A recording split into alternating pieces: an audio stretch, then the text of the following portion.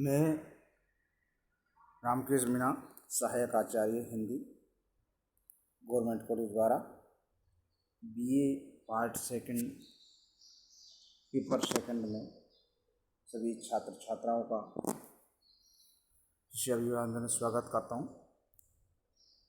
हम कच्ची कक्षाओं में हमने पत्रकारिता की अवधारणा के बारे में अध्ययन किया। इसी क्रम में हम आज पत्रकार की विशेषताओं के बारे में अध्ययन करेंगे। हम सेकेंड ईयर के विद्यार्थियों के लिए आज लेकर आए हैं पत्रकार की विशेषताएं। एक अच्छे समाचार के लिए किस तरह के पत्रकार होने चाहिए, इसके बारे में अध्ययन करेंगे। तो पत्रकार की विशेषताएं के बारे में अध्ययन करेंगे। किसी भी समाचार का महत्व उसके पत्रकारों के कारण ही विशेष रूप से जाना जाता है।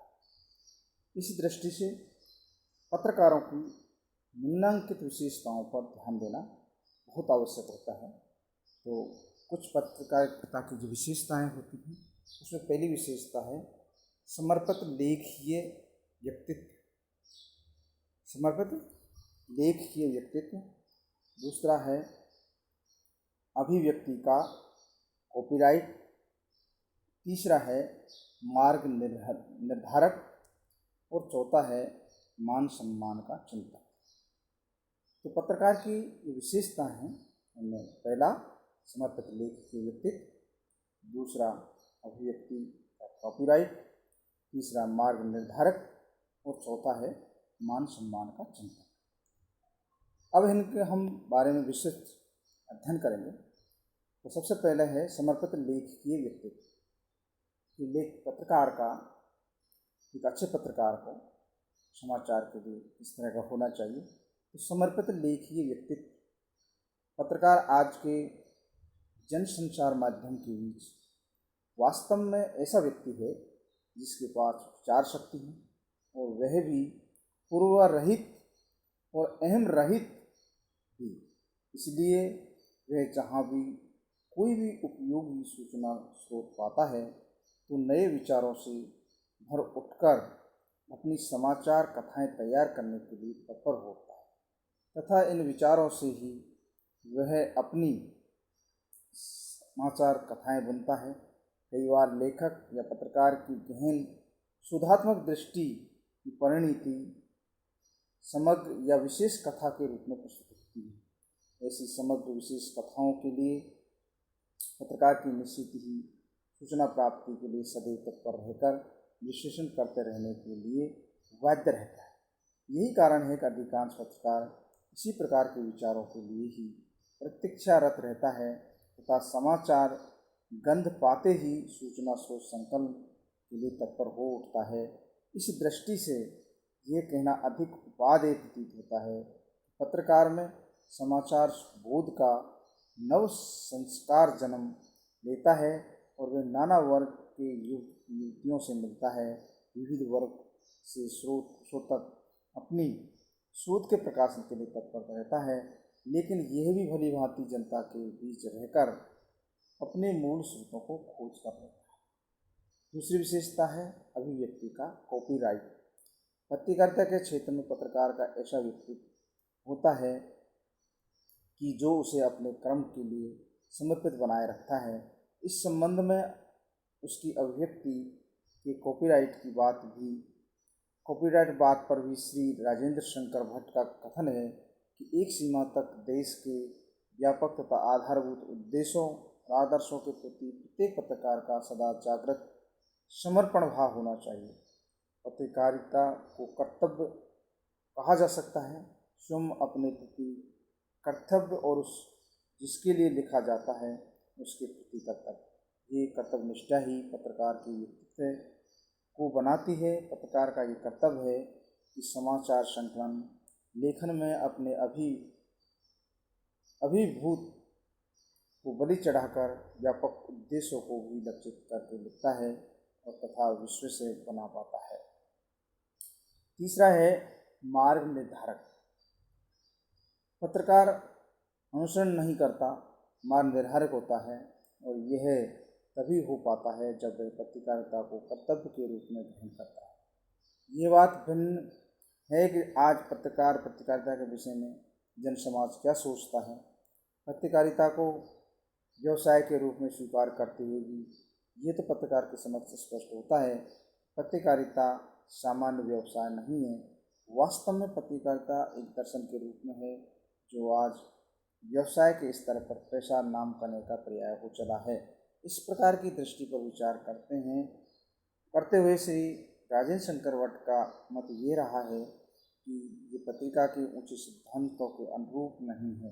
इसे दृष्टिकोण ने पत्रकारों के मन से उचित अनुचित का भेद लोपित किया है और ऐसी परंपरा प्रारंभ की है कि एक और समाचार पत्रों की और उनके पाठकों की संख्या बढ़ती जा रही है, दूसरी ओर पत्रकारों का प्रभाव कम होता जा रहा है। अगला पत्रकार की विशेषता है मान सम्मान का चिंतन। उक्त चिंतन का कारण भी है कि आज पत्रकारिता अर्थोपार्जन का साधन है, मिशन सेवा भाव नहीं है। अतः उनका अस्तित्व ही जब अर्थ आधारित होता जा रहा है तो पत्रकार का व्यक्तित्व अपनी मान्यता को रख पाता है पर सम्मान नहीं पाता है। अतः पत्रकार को मान से अधिक सम्मान का आग्रहशील होकर अपने व्यक्तित्व का निर्माण करना होता है।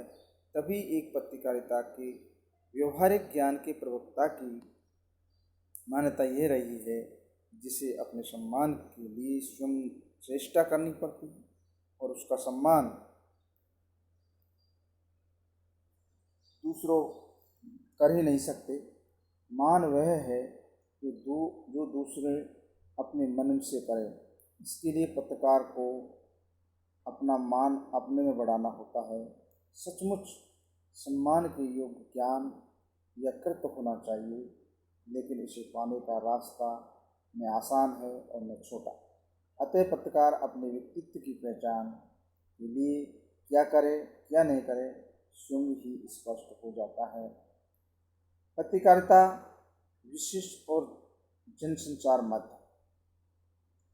पत्रकारिता का जब मिशन नहीं व्यवसाय है और जब वह व्यवसाय कहा जा रहा है उसे, तो उसमें व्यवसायपन भी देखना अनिवार्य है। अर्थोपार्जन और अर्थ आधार ही उसके लिए जीवनसार होते दिखाई देते हैं, पर अन्य व्यवसायों के समान इस क्षेत्र में आचार संहिता पर संरक्षण करना आवश्यक होता है। अतः पत्रकारिता के क्षेत्र में कार्यरत पत्रकार के लिए आत्मनिरीक्षण, आत्मनियंत्रण, आत्म अनुशासन की क्रियात्मक स्थिति ही उसकी आचार संहिता की व्यवस्था करती है। चक्रवर्ती राम गोपालाचार्य ने सन 1951 में संसद में समाचार पत्र संशोधन विधेयक 1951 के संशोधन प्रस्ताव के अवसर पर कहा था, भविष्य में ऐसा समय अवश्य आएगा कि संगठित समाचार पत्र समूह स्वयं अपनी व्यावसायिक आचार एवं अनुशासन संहिता निर्मित करेगा और स्वयं अपनी अनुशासन समिति नियुक्त करेगा। निश्चय ही परिवर्तनशील पत्रकारिता के संदर्भ में उक्त उल्लेख अपना आत्म निर्धारण करने की दिशा दिखाता है कि विशिष्ट जनसंचार माध्यमों के रूप में पत्रकारिता के परिवर्तनशील समाज सेवा नहीं। जब तक समाचार पत्र मानव अधिकार के आधार पर पत्र की स्वाधीनता का लाभ उठाता है तो उसे अपने ऊपर ये बंदिश भी स्वीकार करनी पड़ेगी। दूसरा है पत्रकारिता का उत्तरदायित्व। एक पत्रकार का उत्तरदायित्व क्या है? संयुक्त राज्य अमेरिका संसार के उन देशों में है जहां संविधान में प्रेस की स्वतंत्रता का उल्लेख है। वहाँ के समाचार पत्रों ने अपनी स्वाधीनता को प्रकट करने के लिए और उसके द्वारा समाज की सेवा करने के लिए बड़े बड़े घोटालों का भंडाफोड़ किया है। जो काम अन्य देशों में नहीं हो सके वो अमेरिका में इसलिए संभव हो सका कि वहाँ का संविधान समाचार पत्रों को अपने अधिकार बरतने की अधिकतम आज़ादी देता है। लेकिन वहाँ पर भी पत्रकारों के दायित्व का सवाल उठा और द्वितीय विश्व युद्ध के बाद हंटिस आयोग ने पत्रकारों के दायित्व की जो चर्चा की है वही वर्ष 1971 में अमेरिका के सीनेटर कैम्प मिलन ने यह प्रस्ताव किया कि उन सभी पत्रकारों को जो पत्रकार का धंधा अपनाना चाहते हैं लाइसेंस लेना चाहिए। फिर जो लोग अनैतिक आचरण करते हों उनके इस अधिकार को कि वे पत्रकार की हैसियत से काम करें छीन लेना चाहिए। उनका ये प्रस्ताव तो इस आधार पर नहीं माना गया कि लाइसेंस प्रणाली शुरू कर देने से सरकार को पत्रकारों की आज़ादी में हस्तक्षेप करने का अवसर मिल जाएगा, परंतु समस्या इतनी गंभीर थी कि अमेरिकी समाचार पत्रों की सोसाइटी ने 1976 में एक रिपोर्ट निकाली। एक स्वतंत्र एक उत्तरदायित्व पत्रकारिता में कहा गया था, पत्रकार चाहे छापे की हो या प्रसारण, उसे संविधान के प्रथम संशोधन के उत्तरदायित्वों को निभाने के लिए संशोधन और आलोचना की आवश्यकता होती है। पत्रकारिता स्वयं आत्म संशोधन आत्मलोचन कर सकती है या नहीं, यह विवादास्पद है। राष्ट्रीय समाचार परिषद, जिसकी स्वतंत्र राज्य और क्षेत्रीय परिषद भी हो, इस बात में सहायक हो सकती है। थैंक यू, धन्यवाद।